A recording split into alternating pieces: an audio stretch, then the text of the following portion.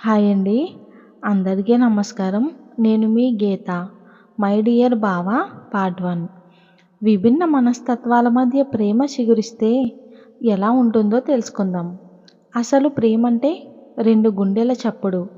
అలా వారి మధ్య ప్రేమ ఎలా చిగురిస్తుందో, ఎన్నెన్ని కష్టాలని ఎదుర్కొంటారో, వారి బంధం ఎలా గట్టిగా నిలబడుతుందో మరి స్టోరీస్లో చూసేద్దాం. ఇది పార్ట్ 1. అది ఒక అందమైన పల్లెటూరు. బాణుడు ప్రకాశిస్తూ ఉన్నాడు. ప్రకృతి పచ్చని చెట్లతో, పక్షుల కిలకిల రాగాలతో ఎంతో అందంగా ఉంది ఆ ప్రదేశం. ఆ చిన్న పల్లెటూరులో ఒక అందమైన అమ్మాయి. ఆ అమ్మాయి పేరు విద్య. చాలా తెలివైన అమ్మాయి. ఆ చిన్న ఊరిలో 10వ తరగతి వరకు పాఠశాల ఉంది. విద్య అక్కడ 10వ తరగతి చదువుతుంది. చదువులో చాలా చురుగ్గా ఉంటుంది. ఉదయం లేవగానే పెరట్లో ఉన్న మొక్కలను చూసి చాలా అందంగా మురిసిపోయేది విద్య. అప్పుడే అమ్మ నుండి పిలుపు వినిపించింది విద్యకి. అమ్మ పేరు భారతి. వస్తున్నా అమ్మ అని ఇంట్లోకి వెళ్ళగానే అమ్మ కోపంగా చూస్తుంది నా మీద. ఏంటి, స్కూల్కి టైం అవుతుంది, చూడు ఒకసారి అంటూ అరుస్తుంది. వెళ్తున్నా అమ్మ అంటూ లోపలికి వెళ్ళింది. విద్య లోపలికి వెళ్ళి స్నానం చేసి చక్కగా రెడీ అయ్యి హాల్లోకి వచ్చింది. రాగానే అమ్మ టిఫిన్ తిను అని అంటూ వేడివేడిగా దోశలు వేసి ఇచ్చింది. అమ్మా, దోశలు చాలా బాగున్నాయి, ఇంకా చాలు అంటూ తొందరగా స్కూల్కి బయలుదేరింది. విద్య, అక్షర మంచి స్నేహితులు. దారిలో అక్షర ఇద్దరూ కలిసి స్కూల్కి వెళ్ళారు. రోజు మొత్తం స్కూల్లో చాలా సంతోషంగా ఉండేది. చక్కగా చదివేది. త్వరలోనే ఎగ్జామ్స్ మొదలయ్యాయి. ఎగ్జామ్స్కి చాలా బాగా ప్రిపేర్ అయ్యింది. మరో 2 రోజుల్లో ఎగ్జామ్స్కి బాగా కాన్సన్ట్రేషన్గా చదువుకుంది. వాళ్ళ అమ్మకు చదువు అంటే చాలా ఇష్టం. అందువల్ల ఎప్పుడు విద్యకి బాగా చదువుకోవాలి అని చెప్పేది వాళ్ళ అమ్మ. ఎప్పుడు అమ్మ మాట కాదనలేదు. ఎందుకంటే అమ్మ అంటే చాలా ఇష్టం విద్యకు. ఎగ్జామ్స్ బాగా రాసింది. ఎగ్జామ్స్ అవ్వగానే స్కూల్ సెలవులు వచ్చాయి. సెలవుల్లో విద్య ఎప్పుడూ వాళ్ళ అమ్మమ్మ శకుంతలాదేవి ఊరికి వెళ్ళేది. విద్యకి వాళ్ళ అమ్మమ్మ అంటే చాలా ఇష్టం. అమ్మమ్మ కూడా విద్యని చాలా బాగా చూసుకునేది. హాలిడేస్లో బాగా ఎంజాయ్ చేసేది విద్య. అమ్మమ్మ గారి ఊరికి సిటీ దగ్గరగా ఉండేది. సిటీలోనే అత్తయ్య కూడా ఉండేది. పేరు విమల. విమలకి ఒక కొడుకు, కూతురు. కొడుకు పేరు అభి, కూతురి పేరు భాను. అభి ఇంటర్ పూర్తయింది, డిగ్రీ చదువుతున్నాడు. భాను ఇంటర్ సెకండ్ ఇయర్ చదువుతుంది.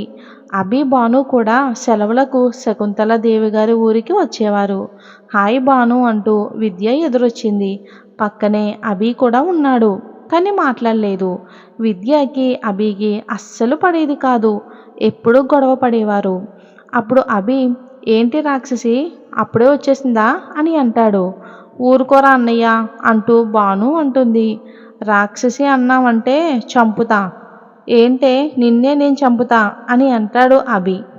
అభి, విద్య ఇద్దరు గొడవ పడుతుంటే శకుంతలాదేవి బయటికి వచ్చి, మొదలు పెట్టేశారా అప్పుడే మీ గొడవ, వచ్చి రాగానే అని అంటుంది.